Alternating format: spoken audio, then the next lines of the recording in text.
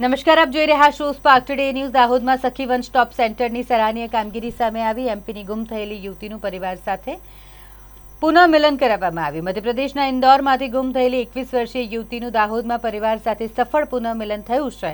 આ કામગીરી સખી વન સ્ટોપ સેન્ટર અને પોલીસ તંત્ર દ્વારા કરવામાં આવી। મળતી માહિતી મુજબ ઇન્દોરના આઝાદનગર પોલીસ સ્ટેશન વિસ્તારમાં આવેલ મુસાખેડી અજયબાગ સોસાયટીમાંથી યુવતી ગુમ થઈ હતી, જે અંગે મિસિંગ ફરિયાદ પણ થઈ હતી।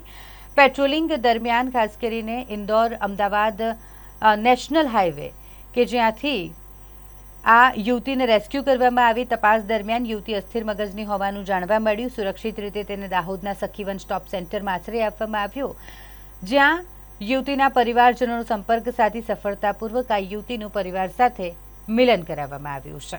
सर, ये हमारी लड़की है 19 तारीख को लापता हो गई थी। हमने आज़ादनगर के थाने में रिपोर्ट लिखाई थी।